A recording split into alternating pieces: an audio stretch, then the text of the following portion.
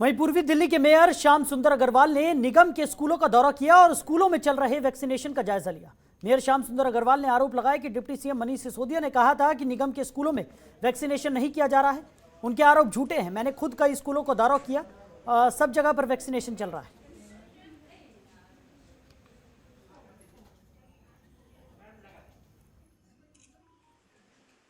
कल यहाँ के विधायक उप मुख्यमंत्री मनीष सिसोदिया ने कहा कि निगम के स्कूल में वैक्सीन का काम नहीं चल रहा, जो कि एक बड़ा झूठ भ्रम लोगों के बीच में फैलाया गया। बहुत बड़ा अपराध उन्होंने किया है। मैं तो कहता हूँ उनको इसके लिए माफ़ी मांगनी चाहिए। वो निगम के स्कूल में आके देखते। अभी मैं विद्यालय नंबर 2 मंडावली में होकर आया हूँ। यहाँ प्रतिभा विद्यालय में हम लोग खड़े हैं, लगातार वैक्सीन का काम चल रहा है। वहीं दिल्ली में पानी की समस्या को लेकर राजनीति तेज हो गई है। बीजेपी दिल्ली सरकार को घेरने की कोशिश कर रही है। इसी के तहत सदर बाजार में बीजेपी ने मटका फोड़ प्रदर्शन किया। ये मटके सीएम कार्यालय और दिल्ली जल बोर्ड के ऑफिस के बाहर फोड़े गए। बीजेपी नेता विजय गोयल और कई बीजेपी के कार्यकर्ताओं ने यहां प्रदर्शन कर दिल्ली सरकार के खिलाफ विरोध दर्ज कराया।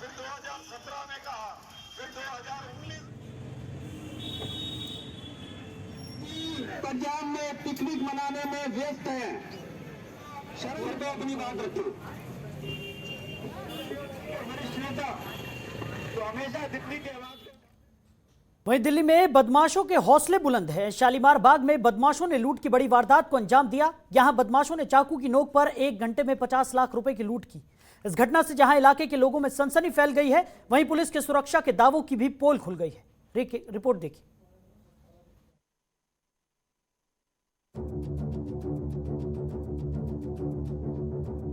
दिल्ली के शालीमार बाग इलाके की इन तस्वीरों को देखकर आप अंदाजा लगा सकते हैं कि दिल्ली में बदमाशों के हौसले कितने बुलंद हैं। इस घर में बदमाशों ने 1 घंटे तक लूटपाट की और करीब 50 लाख रुपए लेकर फरार हो गए। बदमाशों ने चाकू की नोक पर घर की बेटी को बंधक बनाया और जो पाया वो लूट कर फरार हो गए। देर रात करीब 3 बजे बदमाशों ने वारदात को अंजाम दिया। बदमाशों की तस्वीरें सीसीटीवी में कैद हो चुकी हैं।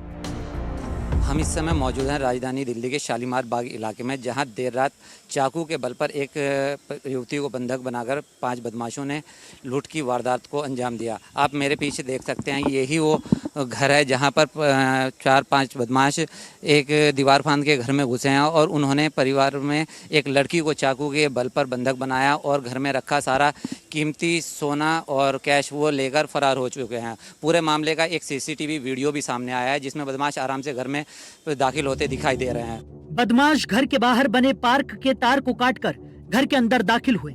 घर के बाहर के मेन स्लाइडिंग गेट को काटा और जिस कमरे में युवती सोई थी उसी कमरे में बदमाश पहुंच गए और चाकू की नोक पर युवती को बंधक बनाया। युवती के शोर मचाने पर बदमाशों ने जान से मारने की धमकी दी। बदमाशों ने करीब 1 घंटे तक घर में लूटपाट की, अलमारी तोड़कर ज्वेलरी और कैश लेकर फरार हो गए। इस पूरे मामले का सीसीटीवी फुटेज आप देख सकते हैं। करीब 5 की संख्या में बदमाश घर के अंदर दाखिल होते साफ साफ देखे जा रहे हैं। वहीं इस वारदात के बाद से पूरे इलाके में सनसनी फैली हुई है। हम तो यहाँ पे 3 दिन थे जी। मैं था, मेरे 2 बच्चे थे, एक बेटा एक बेटी। और रात को करीब 2-2:30 बजे ये स्लाइडिंग तोड़ के अंदर घुसे और मेरी बेटी के रूम में अलमारी है जहाँ पे सारा रखा हुआ था, वही अलमारी तोड़ के सारा सामान निकाल के। वारदात के बाद से मौके पर पुलिस के आला अधिकारी, डॉग स्क्वाड की टीम पहुंची। पुलिस ने सीसीटीवी फुटेज को कब्जे में लेकर जांच शुरू कर दी है। पुलिस ने जल्द से जल्द आरोपियों को गिरफ्तार करने की बात कही है, लेकिन इस घटना ने दिल्ली पुलिस की सुरक्षा के बड़े बड़े दावों की पोल खोलकर रख दी है। जनतंत्र टीवी के लिए मोहम्मद आसिफ की रिपोर्ट।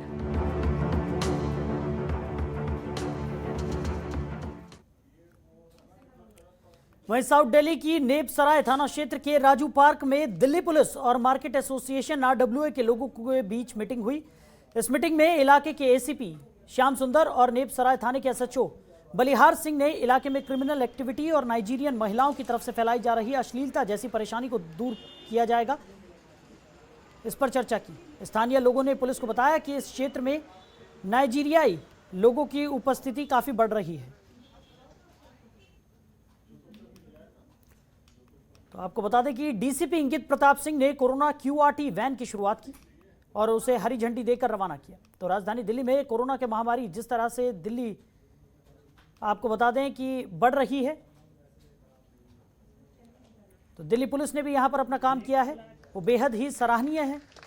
लेकिन आज दिल्ली पुलिस ने आम लोगों की सेवा के लिए QRT कोरोना वैन की शुरुआत की है, जिसको आज साउथ वेस्ट दिल्ली के DCP इंगित प्रताप सिंह ने हरी झंडी दिखाकर रवाना किया। वहीं इस कार्यक्रम में वसंत विहार पुलिस स्टेशन और DCP एडिशनल DCP सहित कई पुलिस के अधिकारी इस मौके पर मौजूद रहे। इसके साथ ही इस कार्यक्रम में आज पुलिस की तरफ से दी गई ट्रेनिंग के बाद बच्चों को सर्टिफिकेट भी दिए गए।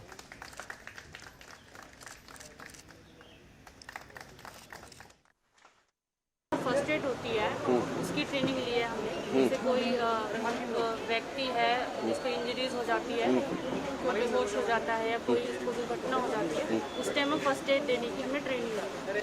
हम लोगों ने आज दक्षिण पश्चिमी ज़िले में 4 QRT लॉन्च करी है और हम लोगों ने जो सीख ली थी पहली कोरोना वेव में और दूसरी कोरोना वेव के बीच में कि हमें तैयार रहना बहुत ज़रूरी है। तो यही अब डॉक्टर गुलेरिया का भी स्टेटमेंट आ गया है कि जो तीसरी लहर है वो थोड़े आने वाले टाइम में इसकी आशंका हम लोग जता रहे हैं। तो उसी के प्रिपरेशन के लिए हम लोगों ने ये कोविड की वाटी चलाई है। तो ये ना मेडिकल स्टेज जैसे किसी का फ्रैक्चर्स हो जाता है या जो भी है, जैसे प्रॉब्लम है, किसी को CPR की प्रॉब्लम बढ़ रही है, तो उसके लिए हमें ट्रेनिंग दी गई थी। तो उसमें हम 7 दिन की ट्रेनिंग थी, हम लोगों ने सक्सेसफुल करी। वहीं शाहदरा जिला के फर्श बाजार थाना क्षेत्र अंतर्गत विश्वासनगर के यूनियन बैंक ऑफ इंडिया में हुई 55 लाख की चोरी की गुत्थी को पुलिस ने महज 12 घंटे में सुलझा लिया है। पुलिस ने चोरी के आरोप में इलाके के गार्ड को उसके एक साथी के साथ गिरफ्तार कर रुपए भी बरामद कर लिए हैं। साथ ही चोरी में इस्तेमाल औजार भी बरामद किए गए हैं। शाहदरा जिले के DCPR साथिया सुंदरम ने बताया कि गिरफ्तार आरोपी की पहचान हरिराम और कालीचरण के रूप में हुई है। हरिराम मूल रूप से मध्य प्रदेश का रहने वाला है। दिल्ली विश्वासनगर में हुई वारदात में वो शामिल था। वो अपनी पत्नी और 2 बच्चों के साथ रहता था, जबकि कालीचरण विश्वासनगर का रहने वाला है। DCP ने बताया कि सोमवार सुबह पुलिस को विश्वासनगर इलाके के यूनियन बैंक ऑफ इंडिया में चोरी होने की सूचना मिली थी। सूचना मिलते ही मौके पर पहुंची पुलिस ने पाया कि बैंक के बगल में निर्माणाधीन बिल्डिंग की दीवार को काटकर चोर बैंक में दाखिल हुए। उसके बाद स्ट्रांग रूम की दीवार को काटकर 55 लाख चुरा लिए गए और फरार हो गए। बैंक मैनेजर की शिकायत पर मामला दर्ज कर जांच शुरू की गई। आसपास लगे CCTV फुटेज खंगाले गए। CCTV फुटेज में एक संदिग्ध शख्स का चेहरा नजर आया, जिसके आधार पर मामले की जांच आगे शुरू की गई।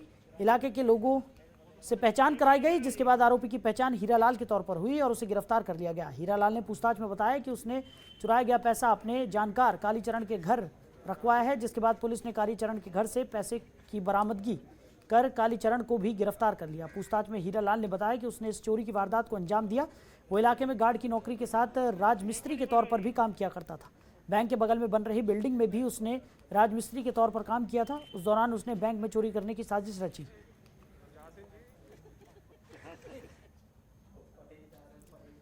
तो फिलहाल दिल्ली स्पेशल में मेरे साथ इतना ही। देश दुनिया की बाकी तमाम खबरों के लिए आप जुड़े रहिए जनतंत्र टीवी के साथ। नमस्कार। खबरों के निष्पक्ष विश्लेषण के लिए सब्सक्राइब करें Jantantra TV and press the bell icon. Never miss any update.